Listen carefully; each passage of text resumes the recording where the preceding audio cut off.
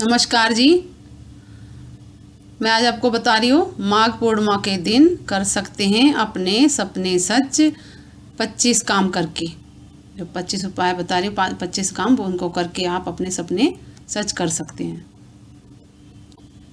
पहली बात, माघ पूर्णिमा पर किए गए दान धर्म और स्नान का विशेष महत्व होता है। पंचांग के मुताबिक 11वें महीने यानी माघ में स्नान दान धर्म कर्म का विशेष महत्व है। इस दिन को पुण्य योग भी कहा जाता है। इस स्नान के करने से सूर्य और चंद्रमा से युक्त दोषों से मुक्ति मिलती है। दूसरी बात, ब्रह्म वैवर्त पुराण में कहा गया है कि माघी पूर्णिमा पर खुद भगवान विष्णु गंगाजल में निवास करते हैं। इस दिन भैरव जयंती भी मनाई जाती है। माघ मास स्वयं भगवान विष्णु का स्वरूप बताया गया है। पूरे महीने स्नान दान नहीं करने की स्थिति में केवल माघी पूर्णिमा के दिन तीर्थ में स्नान किया जाए तो संपूर्ण माघ महीने का स्नान का पूरा फल मिल जाता है। तीसरी बात, माघ स्नान में वैज्ञानिक दृष्टिकोण से भी महत्वपूर्ण है। माघ में ठंड खत्म होने की ओर रहती है तथा इसके साथ ही स्प्रिंग की शुरुआत होती है। ऋतु बदलाव का स्वास्थ्य पर प्रतिकूल असर नहीं पड़े, इसलिए प्रतिदिन सुबह स्नान करने से शरीर को मजबूती मिलती है। चौथी बात, माघ स्नान से होती है स्वर्ग की प्राप्ति। शास्त्रों में एवं पुराणों में के अनुसार पौष मास की पूर्णिमा माघ मास की पूर्णिमा तक माघ मास में पवित्र नदी नर्मदा, गंगा, जमुना, सरस्वती, कावेरी सहित अन्य जीवनदायी नदियों में स्नान करने से मनुष्यों के पापों से छुटकारा मिल जाता है और सर्वलोक का रोहन का मार्ग खुल जाता है। पांचवी बात, महाभारत में लिखा है। महाभारत में एक जगह इस बात का उल्लेख करते हुए कहा गया है कि इस दिन अनेक तीर्थों का समागम होता है। वहीं पद्म पुराण में कहा गया है कि अन्य मास में जप तप और दान से भगवान विष्णु उतने प्रसन्न नहीं होते जितने कि माघ मास में स्नान करने से होते हैं। दोस्तों, छठी बात, निर्णायक सिंधु में कहा गया है कि माघ स्नान के दौरान मनुष्य को कम से कम एक बार पवित्र नदी में स्नान करना चाहिए। भले ही पूरे माह स्नान के योग ना बन सके, लेकिन माघ पूर्णिमा के स्नान से सर्वलोक का उत्तराधिकारी बना जा सकता है। मास पर्यंत स्नान संभवेतु त्रिहम में काहम वा स्नायात, अर्थात जो लोग लंबे समय तक सर्वलोक का आनंद लेना चाहते हैं उन्हें माघ मास में सूर्य में मकर राशि में स्थित होने पर अवश्य ही तीर्थ स्नान करना चाहिए। दोस्तों, आठवीं बात, माघ मास में दान का विशेष महत्व है। दान में तिल, गुड़ और कंबल का विशेष पुण्य है।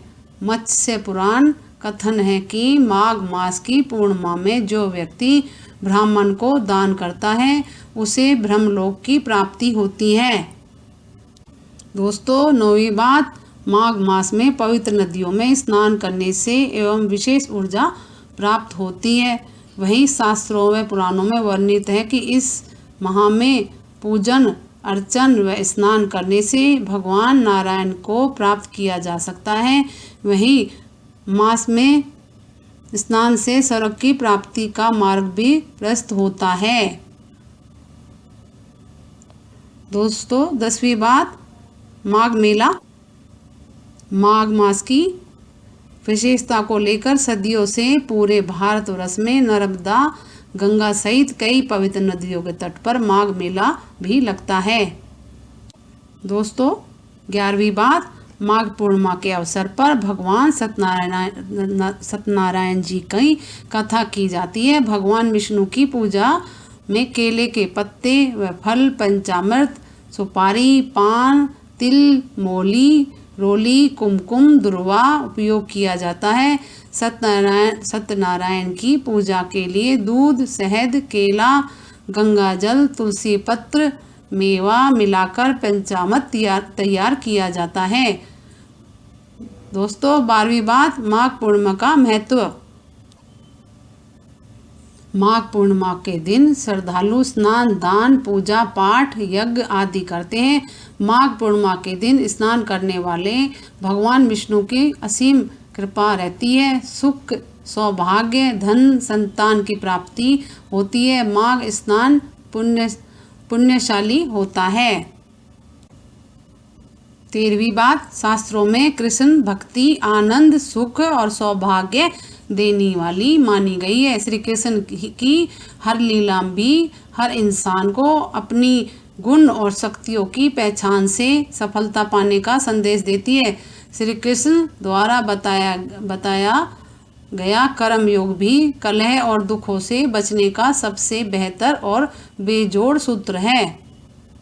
दोस्तों 14वीं बात, भगवान विष्णु श्री कृष्ण या उनके अवतारों की भक्ति से ही हर कलह दूर करने और सरल, सहज, सौभाग्यशाली और सफल जीवन के लिए पूर्णिमा तिथि का भी खास महत्व है। दोस्तों 15वीं बात, सुबह भगवान कृष्ण को गंगा जल और पंचामृत से स्नान कराएं। स्नान के बाद गंध, सुगंधित फूल, अक्षत, पीले वस्त्र चढ़ाएं। श्री कृष्ण को माखन मिश्री का भोग लगाएं। सुगंधित धूप और दीप प्रज्वलित करें। और मंत्र बताऊंगी आगे अभी मैं, उनको जाप करें। आस्था से, सौभाग्य व कलह नाश की कामना से स्मरण और जप करें। 16वीं बात, मंत्र ओम नमो भगवते नंदपुत्राय, ओम नमो भगवते गोविंदाय, ओम कृष्णाय गोविंदाय नमो नमे। मंत्र ध्यान के बाद भगवान कृष्ण या विष्णु की आरती करें, प्रसाद बांटें और ग्रहण करें। पूजा आरती में हुई गलतियों के लिए क्षमा प्रार्थना करें। दोस्तों 17वीं बात, माघ मास में को 32वीं पूर्णिमा व्रत भी कहते हैं। शास्त्रों के अनुसार माघी पूर्णिमा के दिन अन्न दान और वस्त्र दान का बड़ा ही महत्व है। इस तिथि को स्नान के पश्चात भगवान विष्णु की पूजा की जाती है। श्री हरि की पूजा के पश्चात यथासंभव अन्न दान किया जाता है अथवा भूखों को भरपेट भोजन कराया जाता है। 18वीं बात, शैव मत को मानने वाले व्यक्ति भगवान शंकर की पूजा करते हैं। इस दिन जो भक्त शिव और विष्णु के प्रति समदर्शी होते हैं वह शिव और विष्णु दोनों की ही पूजा करते हैं। 19वीं बात, कामना पूरी करने के लिए माघ पूर्णिमा में करें ये उपाय। यह अचूक उपाय हैं। शिव को विशेष मंत्र से शहद स्नान कराना। शाम को स्नान के बाद सफ़ेद वस्त्र पहन चौकी पर सफ़ेद वस्त्र बिछाकर शिवलिंग को अक्षत से बने अष्टकमल पर स्थापित करें। दोस्तों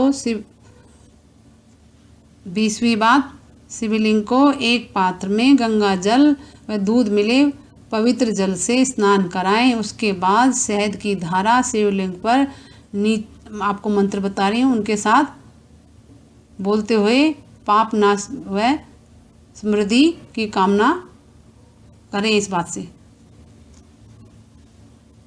मंत्र है, दिव्यो पुष्पे समूह भद्रतम सर्वगुण संवितम मधुरम